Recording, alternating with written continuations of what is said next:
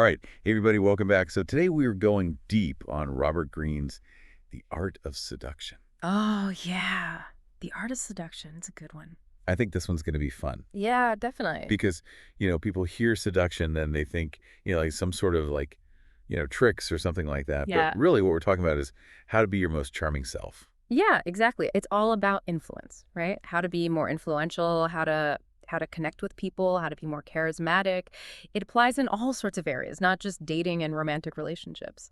Yeah, for sure. I Hmm. mean, we could even think about like business, you know. Oh, yeah, definitely. I mean, think about sales or negotiations or even just leadership, getting people to buy into your vision. That's such a good point. Yeah, Yeah. so it's really about understanding the psychology of attraction and influence. Hmm. And I think Green does such a good job of breaking it down into these like actionable steps. Absolutely. He's got like a whole framework for it. So he kind of lays out like a game plan, right? Totally. He's got this three-phase approach.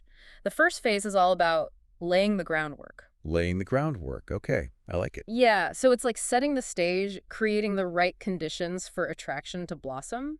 But what does that even mean? Like, what are some of the things you do in that phase to lay the groundwork? Well, one of the most interesting things he talks about is mastering the art of strategic distance. Strategic distance. So like playing hard to get. Kind of, yeah, but it's more nuanced than that. It's not about being aloof or ignoring someone. It's about being selectively present. Selectively present. I like that. Can you give me an example? Because this is already sounding kind of counterintuitive. Sure. Think about the Duc de Lausanne.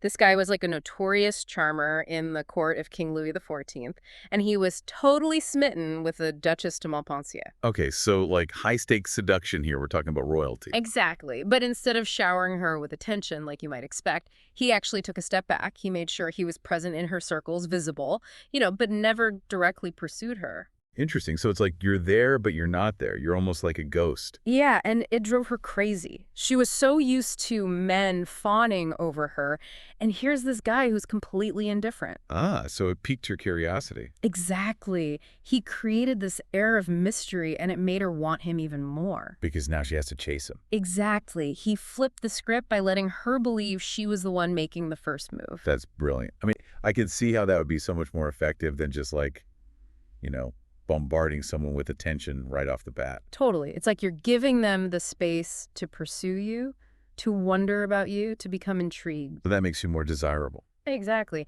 And Greene argues that this principle isn't just limited to romantic pursuits. You can use it in business, in negotiations, and all sorts of situations. Yeah, I mean, like I've definitely felt that pull when someone's playing hard to get in like a business context. It makes you want to work harder to win them over. Right, because it creates a sense of scarcity, and we all know that scarcity increases value. Okay, strategic distance.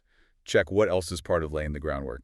All right, so this next one is something I'm sure we have all encountered at some point, sending mixed signals. Mixed signals. Oh boy, the classic game. Yeah, it's about keeping the other person guessing, creating that aura of mystery that keeps them coming back for more. I mean, we all know it works, but like, why does it work? Well, it taps into our natural curiosity, right? We're wired to try and make sense of the world around us, and when someone is sending us mixed signals, it creates this cognitive dissonance. Cognitive dissonance. That's a good one. Explain that one. So basically, it's that uncomfortable feeling we get when our beliefs don't match up with our actions or experiences. Oh, okay. Yeah, like when you think someone likes you, but then Yeah. they act like they don't. Exactly. And it drives us crazy. We want to Mm. resolve that tension, so we keep trying to figure the person out, which makes us even more invested in them. So it's like you're literally messing with their minds. Well, in a way, yeah, but it's important to do it subtly, right? It's Yeah. not about being intentionally confusing or manipulative. Yeah, I was going to say it's a fine line between being intriguing and just being a jerk. Exactly. You got to find that sweet spot. All right, so strategic distance, mixed signals. Mm-hmm. What's next in this groundwork phase? Okay, this one might sound a little controversial, but it's all about understanding and addressing your target's insecurities. Okay, wait, addressing their insecurities. How does that work? So it's not about exploiting people's vulnerabilities or anything like that. It's about being perceptive and empathetic, recognizing what someone might be lacking or longing for, and showing them how you can fulfill that need. Okay, I'm listening. So like if someone's insecure about their intelligence, you could maybe engage them in a conversation that makes them feel smart. Exactly. Or if someone's insecure about Their appearance, you could compliment them on something other than their looks, like their personality or their sense of style. Okay, I get it. It's about making them feel good about themselves. Right, and when you make someone feel good about themselves, that they associate those positive feelings with you. And that makes them more attracted to you. Precisely, Greene gives this great example of Cleopatra and Julius Caesar. Cleopatra was incredibly astute when it came to reading people, and she knew that Caesar was ambitious and insecure about his legacy. He wanted to be seen as a great conqueror, just like Alexander the Great. So she played into that. Oh, absolutely. She would subtly compare him to Alexander, knowing it would trigger his need to prove himself. She made him feel like he was on the path to greatness, and this, in turn, made him crave her approval even more. Wow. So it's like you're holding up a mirror to their deepest desires, showing them the best version of themselves. Exactly, and that's incredibly seductive. Okay, so we've got strategic distance, mixed signals, and addressing insecurities all as part of this initial groundwork phase. Yeah, it's all about setting the stage, creating that initial spark of attraction. Like a whole psychological game. It is, and we're just getting started. Greene has a whole arsenal of techniques for mastering the art of seduction. Well, I'm hooked. Bring on the next phase. All right, so we've laid the groundwork. We've got that strategic distance going. We're sending some mixed signals. We're tapping into those insecurities. What's next in the seduction playbook? Okay, so now it's time to move on to phase 2, mastering the techniques. Ooh, mastering the techniques. This is where it gets good. Right, this is where we really start to see those sparks fly. So what's the first tool in this arsenal of seduction techniques? It's something we all crave on some level, flattery. Flattery. Okay, so just like showering someone with compliments. Not exactly. It's more nuanced than that. It's about reflecting back someone's best qualities, the person they aspire to be. So not just saying you look nice today, but maybe something deeper like you have such a unique perspective on this issue. Exactly. You're appealing to their ego, but in a way that feels genuine and affirming. So it's like you're giving them a glimpse of their ideal self. Right, and that can be incredibly powerful. Remember Jeanne Poisson, who became the mistress of King Louis V? Oh yeah, remind me about her. She understood that Louis craved respect and recognition for his intellect, not just his status as a king. Okay, so she played into that. Absolutely. Instead of showering him with empty compliments, she engaged him in thoughtful discussions, encouraged his interest in the arts, basically created opportunities for him to shine intellectually. So she made him feel like the wise and respected ruler he longed to be. Exactly, and by associating those positive feelings with her, she essentially won him over. Clever girl. It's all about psychology. You Yeah. know, it plays into what psychologists call the halo effect. The halo effect, I've heard of that, but remind me. It's like when you find someone attractive, you automatically assume they're also intelligent or kind or successful. Oh yeah, I'm totally guilty of it. We all are. It's just human nature. And it works the other way, too. If you highlight someone's positive qualities, it creates this halo effect that makes them view you more favorably. So it's like you're borrowing their positive traits. Exactly. And this applies beyond romance. Imagine you're trying to pitch a business idea. Okay. Instead of just listing the features of your product, you could focus on how it aligns with the investor's vision or values, making them feel like they're part of something bigger.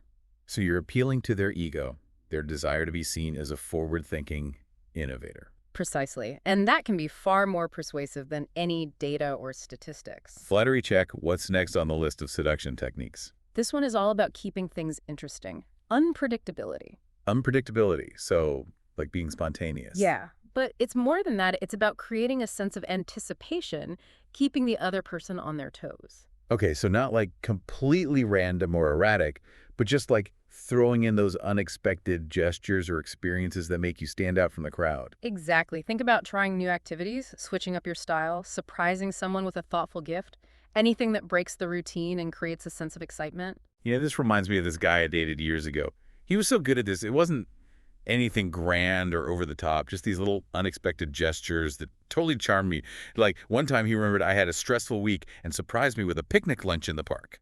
See, it's those small, thoughtful actions that really stick with people. They create lasting memories and make you seem more interesting and engaging. Okay, so we've got flattery, we've got unpredictability. Yeah. What else is in this seduction toolkit? This one might surprise you, showing your virtuous side. Showing your virtuous side, so like doing good deeds. Yeah, it's about demonstrating that you're not just focused on taking, but also on giving. So it's about showing that you're a good person, basically. Exactly. It shows you have depth and character, that you're not just superficial. Greene tells this great story about this dentist, Jules de Conneville, who was head over heels for Pauline Bonaparte Napoleon's sister. Okay, I'm picturing a dentist trying to woo someone with dental floss. Well, Pauline was known for her numerous affairs, but Conneville wanted to win her heart for good. She was suffering from a terrible toothache, but was terrified of having it pulled. So he gave her some laughing gas? He tried everything to comfort her, but she wouldn't budge. So, to prove his sincerity and empathy, he went to his own dentist and had one of his perfectly healthy teeth pulled. What, he pulled out his own tooth? Yep, just to show her how much he cared. Okay, that's next level dedication. Did it work? It absolutely did. She was so moved by his selfless act that she finally allowed him to treat her tooth, and it was the beginning of their love story. Okay, so maybe we don't need to resort to dental sacrifices, but the point is, showing your willingness to go the extra mile to be genuinely helpful and considerate can make a huge impact. Exactly. And remember, it's not about grand gestures or showy displays. It's about those small, authentic acts of kindness that reveal your true character. So we've got intrigue, flattery, unpredictability, and virtue. What's the final element in this phase of mastering the techniques? This one delves a bit deeper into the psychology of attraction, tapping into childhood. Tapping into childhood. Okay, are we talking about analyzing our childhood dreams or something? Not quite. It's about understanding how someone's early experiences, particularly their relationships with their parents or caregivers, might have shaped their emotional needs and attachment styles. So for example, if someone had a distant or emotionally unavailable parent, they might crave more attention and affection in their adult relationships. Precisely. And by understanding these underlying needs, you can better tailor your approach. So it's like you're speaking their love language. In a way, yeah. But as with all these techniques, we have to tread carefully here. Right, we don't want to be manipulative or exploit someone's past for our own gain. Yeah, exactly. It's about being sensitive and understanding, using this knowledge to build a deeper connection, not to take advantage of someone. Okay, so we've covered a lot of ground in this phase. We've explored flattery, unpredictability, showing your virtuous side, and understanding the impact of childhood experiences. It's like a crash course in human psychology. It is, and Greene argues that mastering these techniques isn't just about attracting others. It's about becoming more self-aware and understanding the dynamics of human connection. But what about those times when our efforts backfire? Are there any warning signs we should be aware of? That's a great question, and it leads us perfectly into phase 3, avoiding pitfalls. It's about recognizing those anti-seductive traits that can sabotage our efforts and learning how to cultivate their opposites. Well, I'm all ears because I'm sure we've all encountered those people who seem to repel rather than attract. Let's dive into those pitfalls and how to avoid them. All right, so we've laid the groundwork, we've mastered the techniques, but something tells me there's more to this seduction game. Right, we're not quite done yet. Yeah. There's one final phase we need to cover, phase 3, avoiding pitfalls. Avoiding pitfalls. Okay, Right. so this is about making sure we don't mess everything up. Exactly. It's about recognizing those anti-seductive traits that can sabotage our efforts and learning how to cultivate their opposites. So it's like a defensive strategy for seduction. You could say that it's about being aware of the things that turn people off and making sure we're not guilty of them. Okay, I'm intrigued. Let's hear it. What are some of these anti-seductive traits we need to watch out for? Greene highlights 3 major turnoffs: ungenerosity, humorlessness, and lack of attentiveness. Okay, so basically being stingy, boring, and inattentive. Got it. Yeah, those are pretty much the kiss of death in any kind of relationship. I mean, nobody wants to be around someone who's cheap, doesn't laugh, and doesn't pay attention to them. Exactly. So the key is to cultivate the opposite qualities.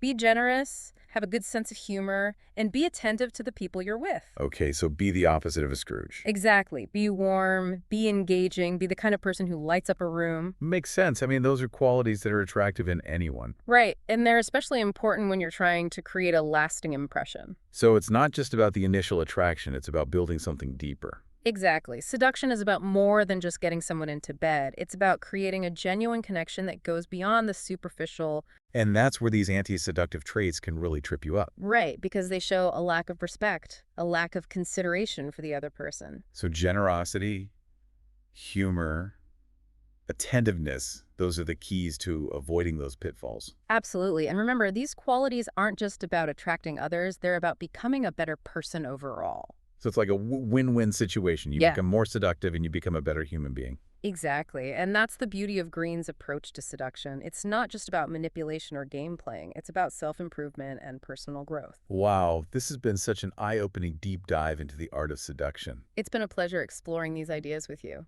And to our listeners out there, remember, seduction isn't about tricks or manipulation.